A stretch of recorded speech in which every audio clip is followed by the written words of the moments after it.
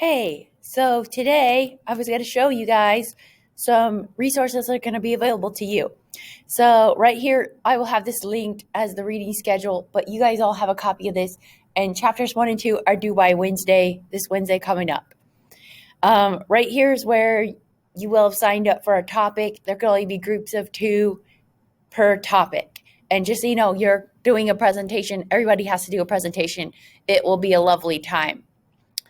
Instead of making you do a poster, I'll just have you guys turn in like your visual aid and everything that goes along with your speech. And if you're just curious of like what goes on a visual aid, it's just basically pictures and very few words, very few captions of the things that you're going to be talking about. So maybe if you had like Quakers and Shakers, maybe you just had a couple slides where you have like everything about Quakers and you have like symbols like a wedding ring, and maybe on the Shaker one it's crossed out because they believed in celibacy, and maybe you have like a picture of a community, and then like in the other one maybe you just have like houses because Quakers would live amongst us, so that you would just mostly have pictures on your slideshow, if that makes sense, because we don't want to be inundated with words on a visual aid, if that makes sense. So everything should mostly be pictures, and do a couple of slides and add your works cited at the end. And your works cited would be like all the things on your outline too. Okay, so that's the plan for the visual aid. And let's just have all this like due Thursday. And that way, like we'll be ready to present on Thursday, hopefully. And this book is an amazing book. I want to give you guys an intro of it too, so I'll do that as well. And there'll be there's if you click here, like I don't know why this is like a broken link, but this is just some of the assignment guidelines, and I'll just go over the rubric real fast here. It says 2020, but it's 2021. I need to fix it. And let's see, we want to like tick all these boxes here because this is a lot of points. Like if I look at this is 40 points, and then the presentation will be worth some points too. We want you to share equally when you present, do the best job up at the podium. And part of your speech rubric will be that you start your topic in an interesting way when you give your speech. So you might say, hey, how many of you guys have ever heard of a washing machine? I mean, that's a very lame way to start your speech, but it's way better than saying, hey, my name is Miss Stevens and I research shaker inventions. Oh gosh, it's the worst way you could begin your speech. So I'd rather just a cheesy intro than, some sort of intro that introduces your name and your topic. Oh, everybody will know too. They'll be like, and for the first couple of people, I'll say, hey, can you start over? And yeah. And then we also want you to end in an interesting way. So I don't know, what's an interesting way to end? I don't know. You could say something. So the next time you feel like being a kitchen sister, you can think of the Shakers and the lemon pie or something. I don't know. Just, you want to end your speech in an interesting way too. You don't want to just say, and that's the end. We also need you to be really loud when you speak because that just shows that you know what you're talking about. And up at the podium, you'll only be allowed to have your note card. So hopefully everybody has a note card. And if you don't, I have some tucked away in my desk somewhere. And I think I might have an example of a note card, but it just basically says, your 5 main points or whatever, and things that you're having trouble remembering. So that's all that. We also need you to look at this rubric, and I'll show you guys the speech rubric if I have it on the main page. I'll definitely print it out ahead of time, but that's basically all I'm looking for. Nice and loud. You were prepared. Your visual aid is actually like pictures. You know what you're talking about. You have your note card only. You were prepared. It was turned in the right spot at the right time, right? You began your speech in an interesting way and you end it in an interesting way, and both partners shared equally. So I don't even need to show you the rubric. That is what it was. And then you don't want to talk too long about the Shakers. That could be a little boring. I'm not saying the Shakers are boring, but if you gave more than a 2.5 minute speech on them per person, like if you spoke for 5 minutes and then your partner spoke for 5 minutes, that would be way too long. Okay, so the first thing on the rubric is you have dynamic topic sentences. So let me just flip over to my fake outline. So I would explain about sugar food, like everybody in their topic sentence, their very first topic sentence, this shouldn't be cited, right? This is just a general statement. It's specific enough to the topic, though. I would tell you that they believed in hands to work and hearts to God. They believed that hard work was necessary in order to fulfill like their divine purpose, right? To show honor to God by showing honor in themselves. They would boil their vegetables, like they were very clean. These are all things that I might fit in my paragraph, but I might say just specifically about the food. Like it was an important meal. Meal times were important because that was part of communal living, that they came together for this blessed event, maybe. So this topic sentence would be a full sentence, and I wouldn't cite it because it's basically from like 3 or more sources that, their mealtime was important, that they thought that getting together as a group was hospitable and stuff like that. So, all right, so that's my topic sentence. And I should have full sentences in my outlines. You can see that this is just a draft, and I'll explain to you why it's different colors. Yours should not be different colors or anything. Now, here's some more topic sentences. Like if my topic is food, I probably in my first paragraph, I want to talk, this is my first paragraph, you guys, I'm going to highlight it. My first paragraph, I'm going to talk about, like the philosophy behind their food, like why they did things the way they did. In my second paragraph, I decide I'm going to talk about the ingredients in the gardens, like the Shaker Gardens. And I'm using that source by Caroline Piercy. In my third paragraph, I'm going to talk about the kitchen sisters and the meal times. Like what happened at the meal times? Were they silent? Did they have prayers? Did the sisters and the brothers sit together? What was that like? Did they have any special prayers? All that good stuff. And maybe like if they invited anybody else to the table. We're not quite sure about that, but I'll research that. And then finally, like just some of their favorite recipes and their inventions. And these will be complete sentences. But right now, you see, I'm in kind of like a note form. I'm not quite ready to actually like type up my outline because I'm researching. Everything in my outline too needs to be in my own words. Like I don't want to quote at all. The only thing I think I would quote in my outline, which I would discourage you from doing this. So if you want to quote, come talk to me first. But the only thing I would quote in my outline is that Mother Ann Lee said, hands to work and hearts to God. I cannot say that in any other way. And I may want to actually use Mother Ann Lee. She's the founder of the Shaker religion. And she's the one who had this philosophy. Like she's the one who had the dreams from God to found this sect of, Christianity or whatever.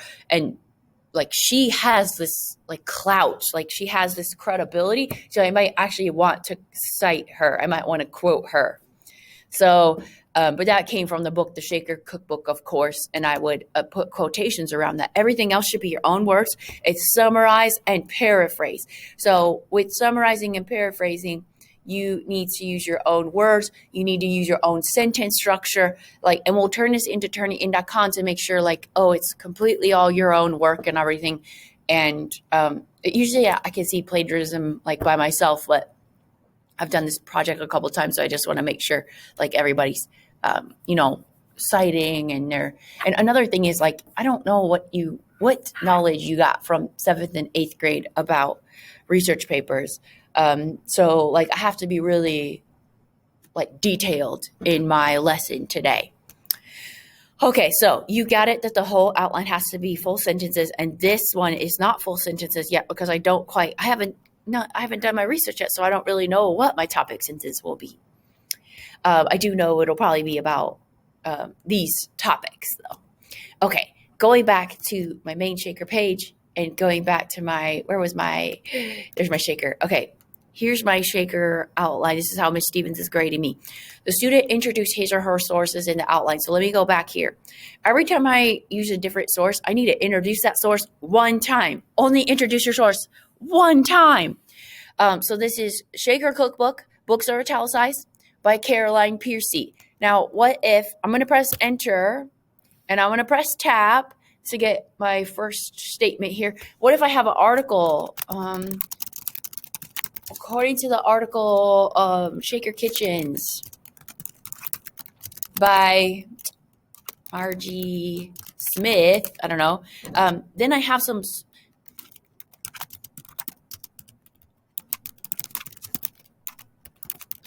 Okay, then I have some information after that. So article titles on the internet are in quotes. That's important because that's on the final.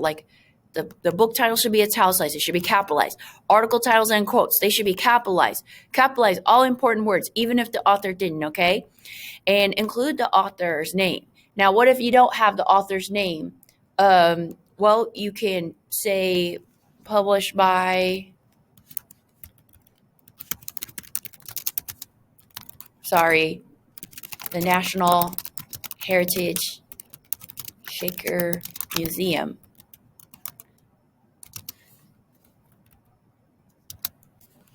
Okay, so this is like how I would introduce my source, and I definitely need to introduce it under A.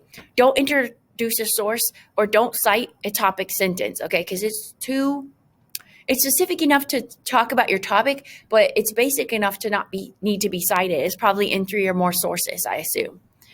But everything else needs to be cited because, like, we are doing research outline now. So I might have more information here, right, under B. I might have details about B. So instead of pressing enter, I'll do tab over. I'll explain more about B. I'll explain again and more here, okay? Now, if I have an A, I have to have a B. If I have a 1 on this outline, I have to have a 2. And I'm like, you're probably like, why is she being so dramatic narrating this? Because I want you to get a perfect grade on this, and I want to be like a good teacher of this. So you guys will hopefully remember, because I'm emphasizing, if I have a 1, I definitely need a 2. If I don't have enough for that, maybe I just have a C. Does that make sense? How do I go back? You might write this in your notes, you guys. Just italicize book titles. Put quotes around article titles. If I need to go back, I press Shift and Tab. Write that down in your notes for sure. Shift and Tab will bring me back. Like if I mess up my outline, okay? Now, I don't want to do that right now. Maybe I have more here, another topic here. And then I'm done. Let's say I'm done with my source here. Now, since I have an author's last name, I'll put Smith. Of course, this is a statement here. Like, this needs to be a full sentence. All these things are full sentences because this is called a full sentence outline. So there's no surprises there. But let's say I don't have an author's name. Okay. So I don't have Margie Smith. Let me put my quotations after there. According to the article published by the National Heritage Shaker Museum called, called or titled, okay, Shaker Kitchens. If I don't have an author's last name, the rule is I have to put the article title in quotes right here. So it would say Shaker Kitchens. Okay. Now, going back up here. So, okay. Now I need to talk to you about the source sandwich. It's called the mixed source. Sorry. If McDonald's had a mixed source, this is what it would look like. You got a bun here. The bun is the citation. Okay. And you got a bun at the bottom, and that holds all of the source information in the middle, okay? So here's my bun here. According to the book, The Shaker Cookbook by Caroline Piercy, I made it bun colored so you understood. And then at the end of the paragraph, I have another bun encompassing this mixed source. So delicious. And it's showing you that all of this is from Caroline Piercy's book, The Shaker Cookbook. And in a book, I could cite like Piercy 22. I could just say 22. It's up to you. If I have more than one book, I probably need to have like Piercy and Smith, and I need to add the last name, if that makes sense. If I have more than one page, I need to say 22-3. And that is where I got that idea from. I didn't quote it. I just paraphrased it and got the idea, and I want to give credit. Okay, so this is called a mixed source, because let us have source information in our own words. Catch up with the topic, right? You must cite your source.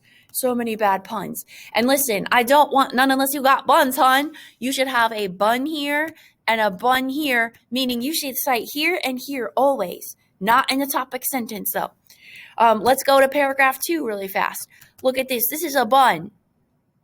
This sounds so nerdy, but it's just the best way I can explain. And here's another bun. And everything in between is a MIC source sandwich, okay? This is like the meat and the delicious pickles and all that stuff, okay? So everything needs to be cited over and over again. So let's say I already have Shaker Kitchens. I'm using this from Shaker Kitchens. Well, I don't need to introduce Shaker Kitchens again. Already introduced Shaker Kitchens. So I can have my facts about the Kitchen Sisters, okay? I'm not being sexist. That's what they were back then. And women and men were equal. Don't get me wrong. But here I would have just like the Shaker Kitchens. Okay? Then I just need to use in-text citations. But I need it under A and I need it under D. Now, you may be saying, how do I know if I need an A or a D, or how far do I go, Mrs. Stevens? Well, you got to decide that when you're writing your outline, like, how much information do I have? Okay, now let's go back to the outline so I can get back on track here. Because hopefully I've explained, like, if it's a book, you know how to cite that. If it's a website, you know how to cite that. There's going to be a page on this main Shaker page, and you could click on and just see a fake outline. How to do a works cited page again, in case I'm not in front of you to explain really quickly the answer again. Here's a bunch of outline examples. This works cited page shows you every single book source that I have, and it shows you like you could just copy it and put it into your outline at the end. Your outline should be 2 full pages, and I'm not counting this and I'm not counting this. So like from here on, you need 2 full pages of information, and the works cited and the heading does not count. Hopefully, like, me being dramatic in this video is like, okay, I got it. She really means like she wants 2 full pages of really good research. Okay, so those are just some resources there. Now let's go back to your rubric. It should say 2021. Oops, I guess I don't know what year it is. All right, I understand for number 2 that I'm supposed to introduce my sources 1 time. Got it. I know what she's talking about when she says a source introduction. I can't just start using a new source until I like introduce that source. Like, oh, according to the article, Cheetos are delicious by Mrs. Stevens, right? I need to introduce my source, and I know how to do that. And if it's a website, I put quotations around it. If I have an author's name, I need to put the whole author's name. If I have a publisher, which is probably going to be like up in the corner here, you guys. I don't know if this exists. I'm just making it up. Okay, if I go to this website here, this is a very important part of this video. There they are dancing. I would say that this is the article title right here. This needs to have the quotes around it. Looks like the National Park Service is the publisher, okay? Let me scroll to the bottom. I don't see an author's name, you guys. An author's name would be somebody like Margie Pierce or something, but I don't have that. Now, if I go to the Google Chrome store, sometimes I can hack this and figure out if there is an author. I go to the Google Chrome store and I need something called Cite This For Me website. I'm going to download it. I'm going to go to my little, is this puzzle piece showing me all my extensions? Yes. I need to make sure that this little Cite This For Me websiter is also pinned. So make sure you click that. I get rid of the ones I don't like because they just drive me crazy. But yes, make sure you've clicked on this and you've got Cite This For Me websiter. Good job. Did you stop this video to go get that? Do that right now. Go get this. Okay, this is not perfect, but I will tell you that the Google add-ons, the Easy Bib, is wrong. It is wrong. And I emailed these people and I told them that they were wrong and they fixed it. So like these people, they're okay. But I need to make sure that I'm not clicking on APA. That's wrong. Okay, don't click on APA. Click on MLA. It's called the Modern Language Association. And everything that is down here that is not bold, that is my citation. Okay, and it tells you, oh, nps.gov is the publisher. It was written in 2021. Here's the URL. Here's the access date. And I need that onto my works cited page. So I'm just going to show you guys. I'm going to Control C. You know about Control C. You weren't born yesterday. And then I'm going to go to my outline. Now, please do it like I do it because, I'm teaching you how to do it and that's how I want it done. I'm not trying to be a diva about it, but I know you want an A+ on this. I'm going to paste without formatting. Paste without formatting is amazing. Now you can tell it's not left justified. I need to fix it. And right now, I'm about to show you where the hanging indent is. Now, I'm going to check it though, because it doesn't look right. Look, this period needs to be before the quotation marks. This nps.gov was italicized, and it should be italicized. The publisher is italicized. I didn't have an author. I do this alphabetically. And then the last thing is I need a hanging indent, you guys. And I need a period after nov period. So just make sure it looks really good like this. The only thing additional you would have is a author's last name, comma, first name, if you had that. Now I'm going to show you how to do the hanging indent. You go to the second line, you press enter and tab. And that is going to give you a lovely hanging indent, but you have to go to the second line and press enter and tab. And make sure it's like in the Times New Roman 12-point font before you do that. Sorry, I should have mentioned that. These are all MLA rules. I don't like following the rules either, but I have to. And part of like your paper being awesome is that you're looking the part. That's part of life, you guys. You show up looking the part, and that's like half of the job, right? If I see your outline in Comic Sans and just this is an alphabetized and it's just a mess, I'm like, oh gosh, they did not pay attention. That is not, they didn't do their student duty. You know I'm not going to lecture to you unless this is important. Okay, here we go. Next thing I need to do is go back to this rubric and stop getting off topic. I'm on topic. Okay. Were my source introductions correctly cited? Yes, they were, because I just showed you how to do it. Are my in-text citations correctly formatted and they match up with the works cited page? Well, on mine, I don't have that Piercy source, right? I don't have Caroline Piercy. I need to get that on there. Where can I get that from? Piercy, Caroline. I'm going to put that on mine and make sure it's alphabetical. And just to be safe, when I go back to this fake outline here, make sure yours is all black and white. You guys know why I made mine not black and white. I'm going to paste without formatting just to make sure like no weird formatting got into there. Oh, that's looking like a beautiful works cited page, right? I want an A+ on this.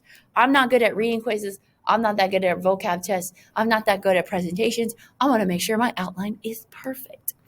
All right, is my word choice formal? Yeah, I don't want to use words like yeah, stuff, things, a lot, right? I'm making fun of myself. Words like. I want to avoid that in my writing. I want to use the best writing I can. So, and I'm not going to go to thesaurus because sometimes kids do that and then it makes their paper just sound crazy. Try not to go to the thesaurus to write your paper, but every once in a while I think it's okay. But sometimes people don't understand like a connotation and they like that, and that messes them up. So just try to make sure that it's formal and you don't ask questions. In your outline, you should not ask a single question. You are answering all the questions, right? Another thing, you would never say the word you in your academic writing. So you might just say like, people who were the Shakers did this. One should do this. It was important for the Shakers to do this. Like that's how you're going to sound, and it's going to be a third person, very formal tone. Okay, no questions in the outline. No fragments. You got it.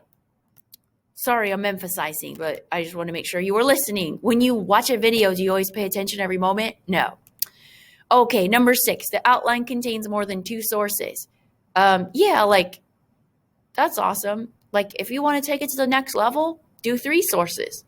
Like, that's, to me, that's the A+. Like, not that you did the bare minimum. And then MLA 8, you should be okay if you cite this for me, but I will tell you it's not perfect all the time. Like, let me just go to another website and just show you one more time. Mount Lebanon. I got to go to this place, you guys. Now, if I use cite this for me here and I click MLA, just make sure nothing bold will go on there. I'm going to paste special. I'm going to make sure that it's like not formatted text and stuff. But right here, the period should go before the quote. So fix that. When you paste it, it's not going to keep this italicized version here. And then also, it's not going to put a period after nov. So you're going to see errors like on this. It's easy to fix. And I'll email them again and tell them like, oops, you've goofed a little bit, and maybe they'll be sweet and fix it and everything. Look at this. Never use this to write a research paper. Not in any class. Don't do it. I mean, could you use this to find out facts about Robert Downey Jr.? Go for it. But for your academic paper, absolutely do not consult that. Now, what if I was being naughty and I was going to consult it. Well, here's the thing. At the very bottom of the page, there's some really great sources, right? Maybe I want to research about the Shaker Elders died. That's a broken link. Crap. Here, maybe I want to look up furniture, or something. I don't know. Here, maybe this book would give me some facts about it. I don't know. That's the only way you would be allowed to use that website is, at the bottom. I'm sorry that I even have to go over this. Like, you guys know this. Why am I even insulting your intelligence? I'm sorry. It's just, there's always someone. All right, the work is AP level. That means like you covered your topic. Ms. Stevens has no available questions. Like she can't think of one single question.